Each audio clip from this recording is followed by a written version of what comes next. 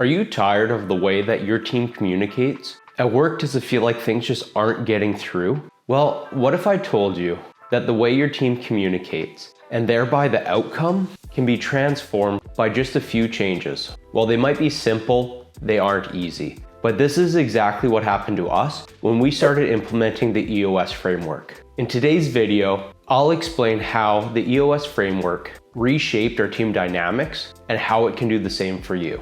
Welcome back to the playlist that's all about my journey implementing EOS. You can find more videos in this at the playlist up here. And if you've ever struggled with miscommunication, a lack of accountability, or a team that's just not working as smoothly as you know they're capable of, then you're in the right place. Today, I'll walk you through how EOS has impacted our team dynamics, from boosting communication to fostering a culture of accountability, and why I believe EOS is one of the best operating systems for your business. So starting off, here's how EOS has transformed our communication. One of the first things we noticed after implementing EOS was the vast improvement in communication. Before EOS, there was huge gaps in how information flowed from one team to another. And because of this, misunderstandings were very common.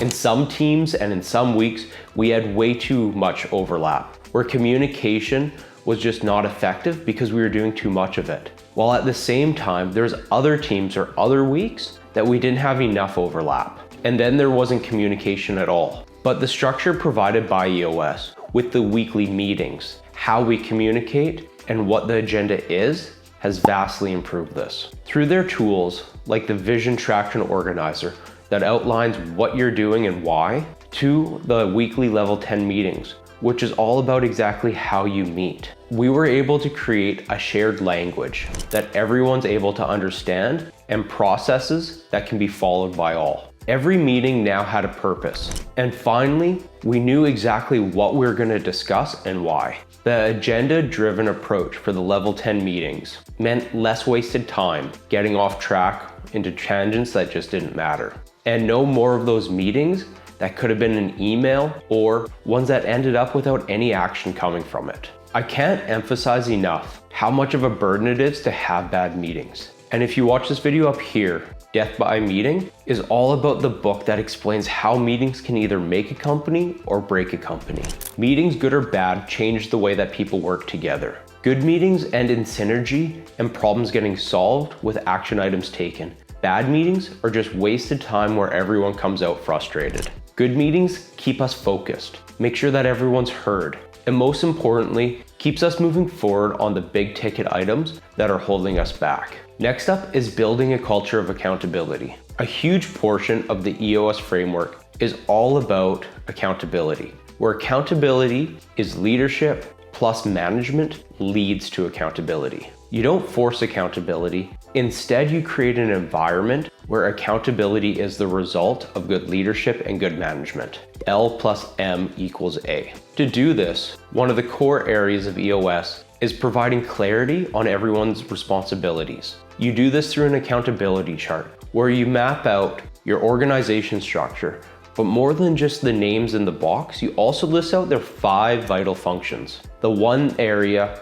that they're responsible for. This makes it clear when you have an issue who you need to go talk to, who's responsible for what. This clarity means that in meetings, when something's in your area of control, you have to take ownership of it.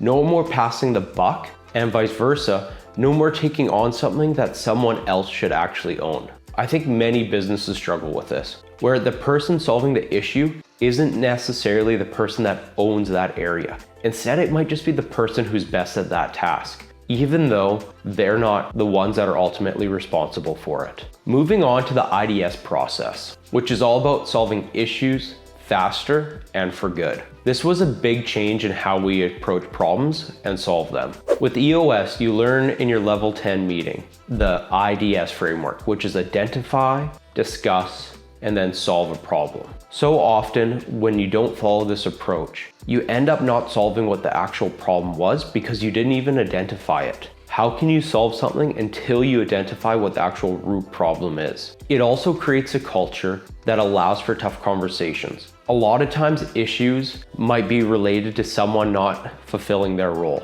And this is a tough conversation to have And I know myself, in the past I've been guilty for sweeping this under the rug and just hoping that it would go away. But now with the EOS framework, we know that these things have to be addressed, and there's a weekly time that you can do that. With the issues section of the level 10 meeting, these get brought up, and you're given the floor with the time to express what the issue is and what you need out of it to solve it. You get to talk through it as a team and hear everyone else's input on how they would solve it. And then ultimately, you come up with what the solution is and what the to-dos are gonna be out of that to make the problem gone. And I know this can sound overwhelming, but it's actually quick and very effective. And the best part, when you actually solve the root problem, it keeps these issues from reoccurring, coming up time and time again.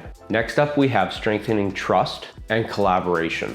With EOS, we saw a big boost in trust and the collaboration throughout teams. No more blaming everything on the second shift. No more calling out engineers without any background on why it's their fault. And this is because of the tools that EOS introduces. Things like the scorecard, which I've talked about more in the video here, the accountability chart, and setting rocks. This creates transparency and an environment where we can talk about what's working and what's not. And with the issue solving track, it gives an opportunity to then address it. Because of this, we've started holding each other to higher standards. And when someone says that they got it, you rely on them to accomplish it or reach out for help. And because everything is now in the open, there is significantly less room for excuses. That transparency builds trust and a much more enjoyable environment to work in. When you know everyone's pulling their weight, accomplishing goals that actually matter for moving the company together, and achieving their numbers on the scorecard,